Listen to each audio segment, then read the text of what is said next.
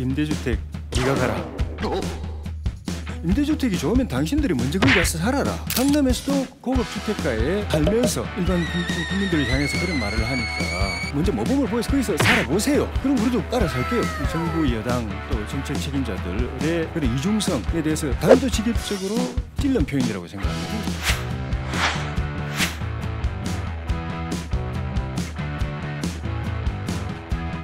임대주택 네가 가라. 이거는 못 사는 사람들한테 안 좋은 주택에 가라 이 뜻이 아니고, 표현을 하자면 사회주의 귀족층들한테 당신이 먼저 가라. 임대주택이 좋으면 당신들이 먼저 거기 가서 살아라.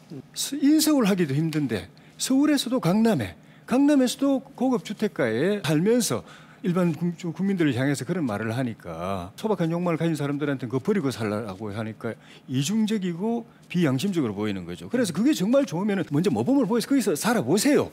그럼 우리도 따라 살게요. 그런 뜻이기 때문에, 그게 저는 이 지금의 이 주택 정책의 이 광풍을 불러온 이 정부, 여당 또 정책 책임자들의 그런 이중성에 대해서 단도직입적으로 찔른 표현, 그게 유승민 대표의 표현이라고 생각합니다.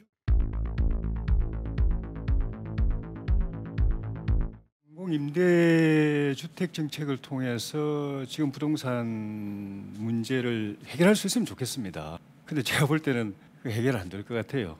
근데 이 정책이 유인하는 것은 대체 중산층입니다.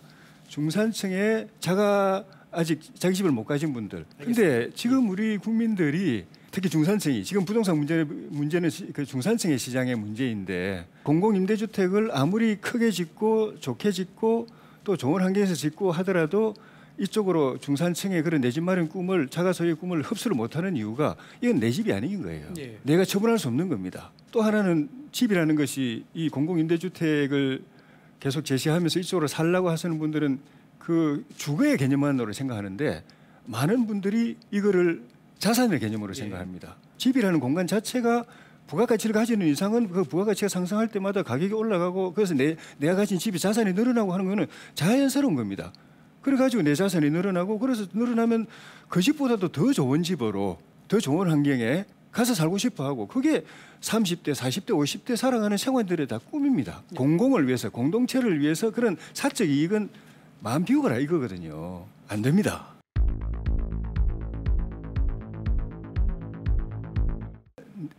내 집 마련의 꿈을 이루도록 중간 정거장으로 국가가 좋은 주거 환경을 만들어 주겠다는 의미다라고 말씀하셨는데, 그거는 전제 조건이 내가 임대주택으로 살면서 돈을 한 푼 두 푼 모아 저축할 동안에 집값이, 내가 사고자 하는 그 집들이 안 올라야 됩니다. 그 가격이 그대로 있거나 오르더라도 내가 최소한 그 저축하는 것보다는 조금 느린 속도로 올라야 됩니다. 근데 지금은 내가 이게 푼돈 모아봐야 10배로 뛰어버리는데, 임대주택에서 10년 동안 모아봐야 집 살려고 보면은 10배로 뛰어버리는데, 그 시장을 잡아놓고 나서 안정화시켜놓고 나서 이 집에서 돈 모아가지고 저 집 사세요라고 하는 정책은 국민들이 들을 만합니다. 지금 근데 거꾸로 돼 있는 거예요. 그런 과정에, 중간 과정으로서 이제 제시하는 거는 의미가 있는데, 그러려면 이쪽에 자가 소유 주택 이 부동산 가격이 확실히 잡혀 있어야 되는 겁니다. 뛰지 않고.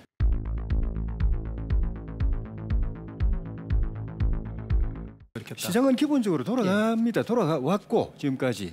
그중에 일부 이제 부작용이 있었기 때문에 그걸 새 정부가 좀 보완을 하면 되는데, 이 시장 자체를 완전히 엎어놔 버렸고, 그거는 시장을 모르는 사람들이 토지공개념 제도라든가 뭐 이런 이상을 가진 분들이 정부의 초기 정책 위반 과정에 책임자로 들어가 가지고 이렇게 했다고 저는 생각을 합니다. 토지공개념 정책을 완벽하게 도입을 하게 되면은 그거는 사회주의적인 성격이 있죠. 근데 지금 정부가 24차례 대책을 발표하면서 취한 각종 조치들이 부동산 시장 안에서는 부분적으로 본인들이 피해의식이 강해서 그런지 모르겠지만은 이거 사회주의 아니냐 이런 말을 하고 있죠. 왜 사유재산에 대한 제한이 점점 더 강해지고 있으니까. 그런데 요 정도로 토지공개념에 약간 맛배기를 보여준 것만 해도 이 시장 완전히 뒤엎어놨거든요. 엉망이 되어버렸거든요. 더 추진하면은 그럼 이게 해결될 거냐?